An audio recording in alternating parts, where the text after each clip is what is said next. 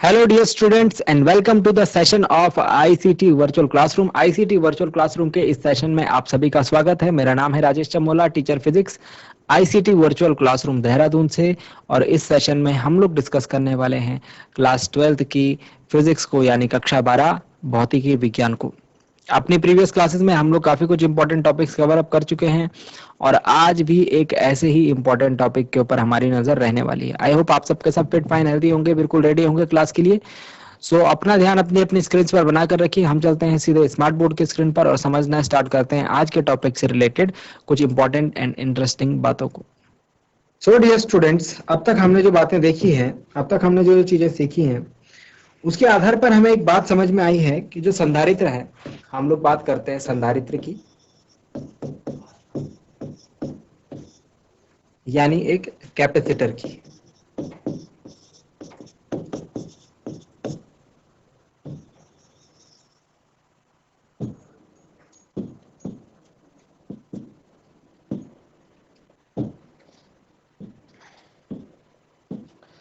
तो देखिए, एक संधारित्र हमारे पास,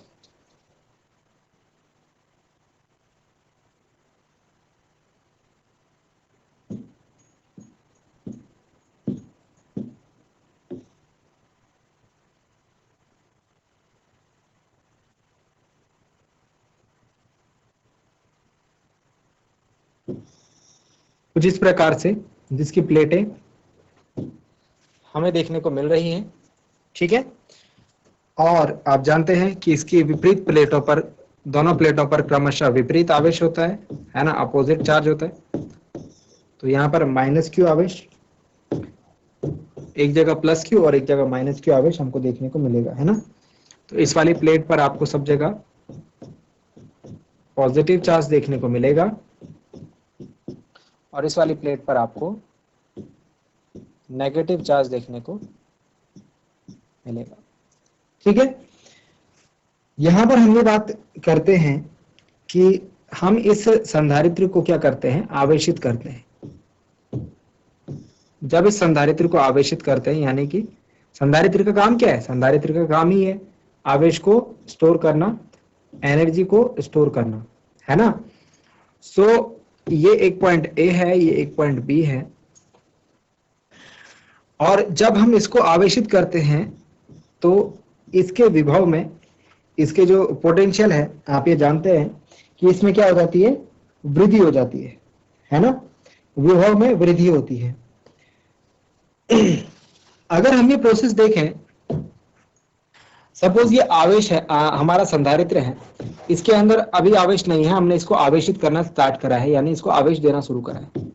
सपोज हम इसको प्लस क्यू आवेश दे रहे हैं तो इसके अंदर और प्लस क्यू आवेश आएगा, और प्लस क्यू आवेश, हम इसको आवेश दे रहे हैं प्लस क्यू आवेश आएगा, ठीक है। ये बात ठीक है, समझ गया।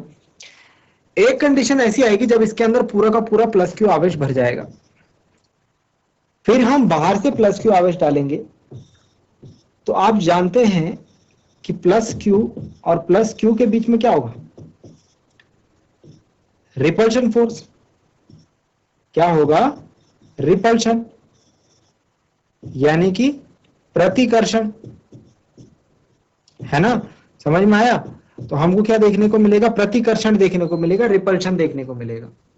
कब, जब इस आवेश के अंदर एक जैसे आवेश ज्यादा हो जाएंगे तो फिर वैसा ही आवेश जब आने की कोशिश करेगा तो उसको प्रतिकर्षण का सामना करना पड़ेगा। लेकिन इस आवेश को फिर भी हमने क्या करना है, इसके अंदर डालना है, संधारित्र के अंदर डालना है। तो जब आप सोचिए, जब अंदर से बल लग रहा है, जब फोर्स लग रहा है, अंदर वाला आवेश इस आवेश को बाहर की दिशा में धकेलने का काम कर रहा है, लेकिन फिर भी हम इस बल के विरुद्ध जो है, इस आवेश क्यू को जो है, प्लस क्यू को इसके अंदर, संधारित्र के अंदर एंटर करवा रहे हैं, संधारित्र के अंदर इसको भर रहे हैं। तो जब भी मैंने बताया है आपको, जब भी किसी बल के विरुद्ध कार्य करना पड़ता है, जब भी किसी बल के विरुद्ध कार्य करना पड़ता है तो वो कार्य जो है उस वस्तु में संचित हो जाता है किसी ऊर्जा के रूप में, ठीक है। तो यहां पर ये जो कार्य हमने किया है, आवेश को प्रतिकर्षण बल के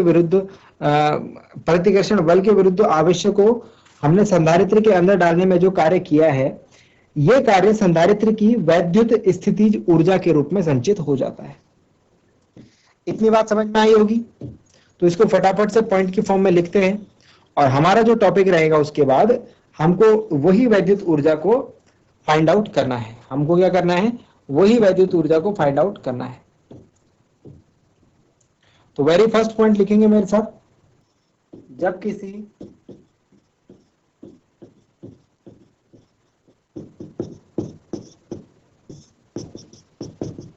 संधारित्र को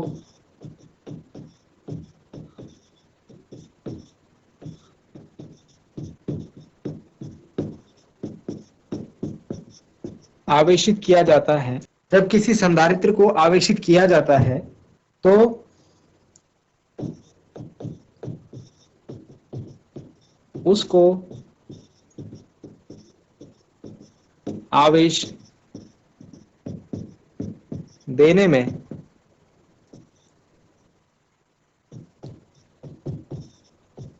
कुछ कार्य करना पड़ता है। समझ में आई है नहीं आई है? ठीक है, यह कार्य, यही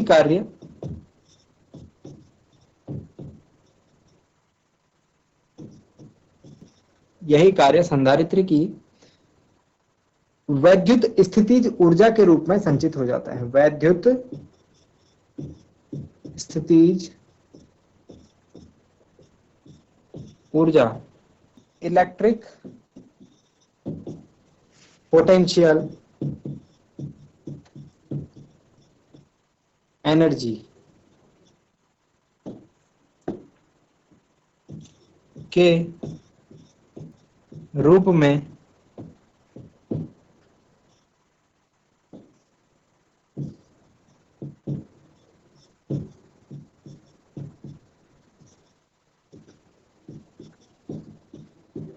संचित हो जाता है।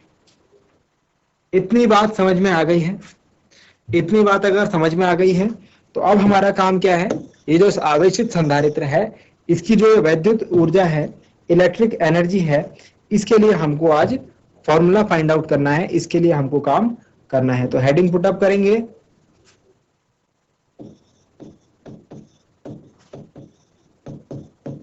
आवेशित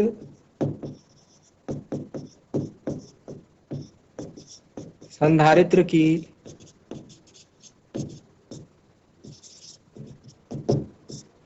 वैद्युत ऊर्जा।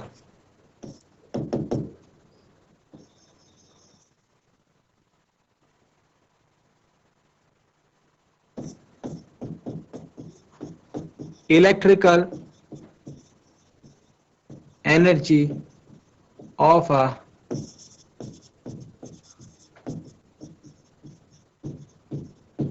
Charged capacitor.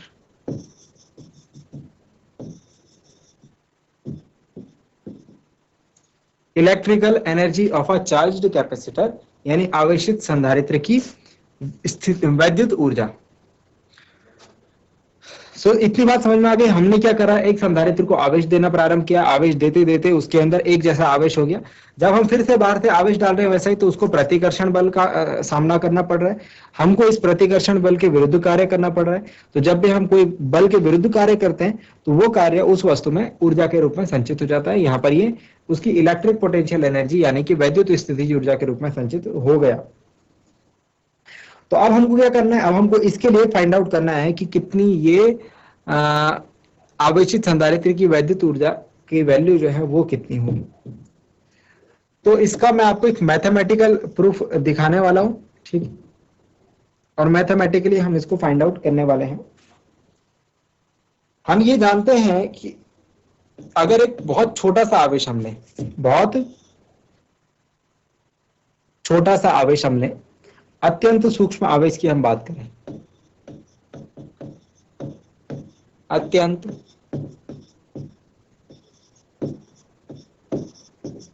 सूक्ष्म आवेश dq। अगर हम एक बहुत ही छोटा सा आवेश dq लेते हैं को देने में किया गया अत्यंत सूक्ष्म आवेश, यानी कि बहुत छोटा सा आवेश dq को देने में काम भी छोटा सा करना पड़ेगा। अरे बड़ा काम करना होगा तो ज्यादा मेहनत लगेगी, ज्यादा कार्य करेंगे, और कम काम करना है तो कम मेहनत लगेगी, तो छोटा काम होगा। तो अगर बड़ा काम करना था तो W काम हो रहा था, छोटा सा काम करना है तो DW होगा। तो DW बराबर DQ इंटू V। ये कहां से आया? ये यहां से आया, क्योंकि आप जानते हैं कार्य बराबर विभव, जहां V क्या है, V बराबर क्या है, V क्या है हमारा, प्लेटों के बीच विभवांतर, प्लेटों के बीच विभवांतर। तो इस कार्य के फलस्वरूप क्या हो रहा है, इस विभवांतर में तो वृद्धि हो रही है ना, तो विभव ही तो बढ़ रहा है। तो DW बराबर V इंटू DQ, और V बराबर आप जानते हैं, V बराबर क्या होता है, Q अपॉन C। विभव बराबर आवेश बटे उसकी संधारित्र की धारिता, संधारित्र पर कितना आवेश है और उसकी धारिता। तो DW बराबर क्या बन जाएगा यहां से हमारा, Q अपॉन C DQ, है ना, Q अपॉन C DQ। अब हम क्या करेंगे, अब हम दोनों पक्षों का समाकलन करेंगे, इंटीग्रेशन करेंगे। तो समाकलन अगर आता होगा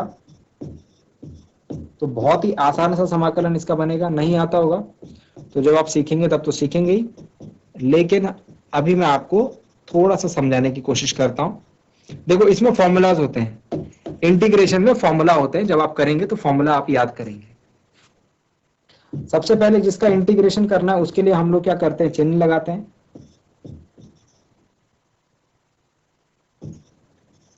और चिन्ह के लिए हमारे पास एक वैल्यू होती है कि कहां से कहां तक इंटीग्रेशन करना है।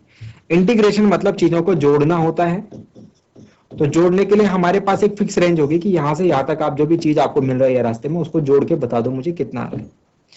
तो ऐसे ही जब मैं आवेश को जोड़ने की बात कर रहा हूं, यहां पर मैं किसको जोड़ने की बात कर रहा हूं, समाकलन मतलब जोड़ना, आवेश को जोड़ रहा हूं कि मैंने DQ करके कितना आवेश मुझे देने की जरूरत पड़ी है।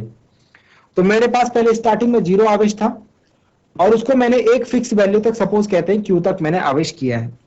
तो 0 से लेकर Q के बीच में हम इसका समाकलन करेंगे, समझ रहे हो। 0 स्टार्टिंग वैल्यू, स्टार्टिंग में कोई आवेश नहीं था मतलब 0, फाइनली हमने उसको कैपिटल Q आवेश दिया, तो कैपिटल Q, 0 से कैपिटल Q के बीच में हम इसको इंटीग्रेट करने वाले हैं।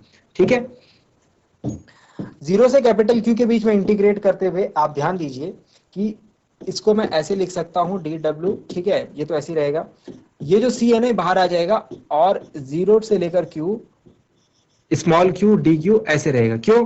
क्योंकि हमको जो इंटीग्रेट करना होता है ना, वो क्या इंटीग्रेट करना है, वो D के साथ लिखा होगा। तो D के साथ क्यों लिखा हो, मतलब हमको Q को इंटीग्रेट करना है। मतलब यहाँ पर जो C होगा ना, ये कांस्टेंट की तरह काम करेगा, ये कोई रोल प्ले नहीं करेगा, इसको आप बाहर रखना। ठीक है, अब एक फॉर्मूला बताता हूं, अगर इंटीग्रेशन x dx लिखा होगा तो उसका इंटीग्रेशन होता है एक्स स्क्वायर बटे 2। उसका इंटीग्रेशन कितना होता है, एक्स स्क्वायर बटे 2। तो यहां पर क्या लिखा है, एक्स डीएक्स की फॉर्म में क्या लिखा है, क्यू डी क्यू। ये सूत्र लिख लो ठीक है साइड में, X integration X D X is equal to Q D Q, sorry X square upon 2। तो यहां पर क्या लिखा है, क्यू डी क्यू लिखा है ना, तो क्यू डी क्यू का क्या हो जाएगा, क्यू एक्स की जगह क्यू है तो क्यू स्क्वायर बटे 2, और ये जो 0 से लेकर क्यू है ना, इसको हम ऐसे लिखेंगे। अब क्या करते हैं, इसको हम बोलते हैं अपर लिमिट, इसको हम बोलते हैं लोअर लिमिट। तो जहां पर स्मॉल क्यू है वहां पर एक बार कैपिटल क्यू रखेंगे और एक बार 0 रखेंगे। कैसे रखेंगे देखो, 1/c, एक बार क्यू की जगह कैपिटल क्यू रखा, एक बार 0 रखा, और उनके बीच में माइनस लगा देंगे। इतना सा काम करना है। तो 1/c इज इक्वल टू क्या आ गया, 1/c into q square upon 2। ये तो 0 हो जाएगा इधर वाला टर्म, है ना। तो यहां से ये जो dw है ना, ये भी इंटीग्रेट होकर w हो जाएगा। छोटे छोटे काम को अगर जोड़ेंगे तो बड़ा काम बन जाएगा, बड़े काम को हम w से दिखा रहे हैं। ठीक है, तो 1/2c और क्यू स्क्वायर, ये बन रहा है हमारे पास formula, 1/2c into q square. अब आप यहां पर फॉर्मूला लगा सकते हैं, कौन सा, क्यू सी और v में जो रिलेशन होता है, Q बराबर क्या होता है, CV। तो जब मैं इस वैल्यू को रखूंगा तो यहां पर आ जाएगा C स्क्वायर V स्क्वायर, तो एक सी से एक सी कट जाएगा तो हमारे पास W की वैल्यू आएगी W बराबर 1/2 सी वी स्क्वायर। एक और वैल्यू आएगी वो आएगी 1/2 क्यू वी, जब आप सी की वैल्यू रख दोगे, है ना। जिसकी पहले मैं क्यू की वैल्यू रखी तो ये वैल्यू आई, फिर मैंने सी की वैल्यू रखी तो ये वाली वैल्यू आई, ठीक है। अब की बार मैं एक और वैल्यू इससे निकाल सकता हूं, क्यू स्क्वायर अपॉन सी तो हमारे पास पहले से ही है, ठीक है। तो तीन वैल्यूज जो है हमारे पास डब्ल्यू की आई, क्यू स्क्वायर अपॉन 2c। इतनी बात किस किस की समझ में आई है? यहां तक जो बात हमने करी है वो किस किस की समझ में आई है? कुछ नहीं करा है हमने, इंटीग्रेशन करा है। इंटीग्रेशन अगर समझ में आता है तो ठीक, नहीं आता है तो इसे छोड़ दें। जब आप इंटीग्रेशन सीखेंगे, आप लोग क्लास 12th में है ना, इंटीग्रेशन तो आप सीखेंगे ही, तो इस चीज को भी आपको आसानी से समझ में आ जाएगी, क्योंकि कोई बहुत बड़ी बात ये नहीं है, ठीक है। हमारे पास जो रिजल्ट आया है W is equal to 1/2 C V square, ये 1/2 क्यू वी से कह सकते हैं, Q square upon 2 C V से कह सकते हैं। यही कार्य जो हमने बताया था, ये तो कार्य निकला ना, यही कार्य जो है संधारित्र की वैद्युत स्थितिज ऊर्जा के रूप में संचित हो जाता है। नेक्स्ट लाइन में लिखेंगे,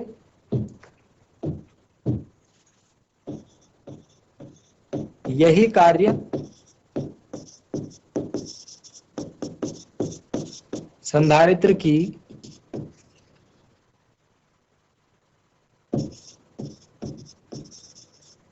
वैद्युत स्थितिज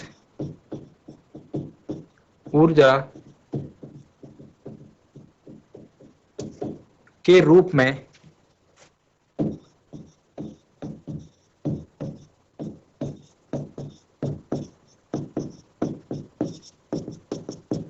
संचित हो जाता है।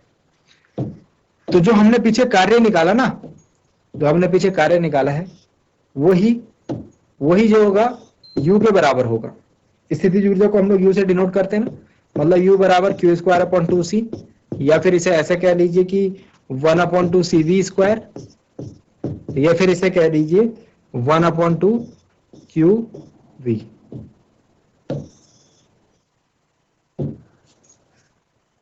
तो यह है हमारे पास फॉर्मूला किसी संधारित्र, किसी आवेशित संधारित्र की जो वैद्युत स्थितिज ऊर्जा होती है, उसके लिए हमारे पास ये फॉर्मूला है, जहां पर Q का मतलब है संधारित्र के ऊपर आवेश, C का मतलब है संधारित्र की धारिता, एवं B का मतलब है विभव।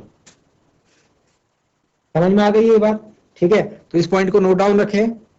तो यहां पर हम लोग इसके न्यूमेरिकल्स भी करने वाले, ठीक है, बट वो हम लोग करेंगे अपनी किसी और दिन क्लास में। इसके बाद हम लोग जो नेक्स्ट पॉइंट पढ़ेंगे वो ये पढ़ेंगे कि अगर दो आवेशित संधारित्र हमारे पास हैं, हमारे पास अगर दो आवेशित संधारित्र है, सपोज ये संधारित्र है, इसकी धारिता C1 और इस पर जो इसके प्लेटों के बीच जो विभव है वो V1 है, और सपोज ये संधारित्र है C2 और इसकी प्लेटों के बीच विभव है V2, ठीक है। दोनों के जो विभव है वो अलग अलग है, दोनों के ऊपर जो आवेश है वो अलग अलग है, जो आवेश की मात्रा है वो दोनों, अल्टीमेटली संधारित्र का काम क्या है भाई, आवेश को स्टोर करने का। संधारित्र के अंदर क्या है, आवेश है, कैपिटल Q। तो दोनों के लिए C1 V1 C2 V2 अलग अलग है, मतलब कि आवेश दोनों के ऊपर अलग अलग होगा, मतलब कि एक पर ज्यादा आवेश, एक पर कम आवेश होगा। तो जब मैं इन दोनों को जोड़ूंगा, जब मैंने इन दोनों संधारित्र को जोड़ूंगा, तो जोड़ने पर इस आवेश का प्रभाव होगा, इस आवेश का प्रवाह होगा, ठीक है। इस आवेश का प्रवाह कैसे होगा, आवेश का प्रवाह, फ्लो ऑफ चार्ज, ज्यादा विभव वाले से कम विभव वाले की ओर, ज्यादा विभव वाले से कम विभव वाला संधारित्र। तो V1 और V2 में से ज्यादा कौन है, कम कौन है, इस बात पर डिपेंड करता है। अगर V1 ज्यादा होगा और V2 कम होगा तो आवेश जो है यहां से नीचे की तरफ फ्लो करेंगे, ठीक है, ऊपर वाले संधारित्र से नीचे वाले संधारित्र की तरफ प्रवाह होगा। जो ज्यादा होगा वो कम वाले की तरफ जो है, वहां से कम वाले की तरफ आवेशों का प्रवाह होगा। समझ में आ गई ये बात? यानी फ्लो ऑफ चार्ज उस डायरेक्शन में होगा। और कब तक होगा, जब तक कि दोनों पर जो विभव है वो बराबर ना हो जाए, जब तक कि दोनों संधारित्रों पर के प्लेटों के बीच जो विभव है वो इक्वल ना हो जाए। ठीक हो गया। तो जब ये दोनों संधारित्र जो है इनको आवेश का प्रवाह किया जाता है, उस प्रोसेस में क्या क्या होता है ना, क्या क्या चीजें होती है, क्या ऊर्जा का प्रवाह होता है, क्या ऊर्जा का लॉस होता है, एनर्जी का लॉस होता है या नहीं होता है तो कितना होता है, कितना आवेश स्थानांतरित होता है, एटसेट्रा एटसेट्रा, इन सारी चीजों को हम लोग डिस्कस करेंगे। सो डियर स्टूडेंट्स, आज की क्लास में जो बातें की गई वो उम्मीद करता हूँ आपके समझ में आई होंगी, इंटरेस्टिंग लगी होंगी और आपने उन्हें नोट डाउन भी किया होगा। साथ ही साथ ये भी उम्मीद करता हूँ घर से आप इन चीजों को एक बार रिवाइज करके जरूर लाएंगे। अगली क्लास में मिलेंगे एक नए और इंटरेस्टिंग टॉपिक के साथ। क्लास से जुड़ने के लिए आप सभी का बहुत बहुत धन्यवाद। Thank you very much and have a nice day.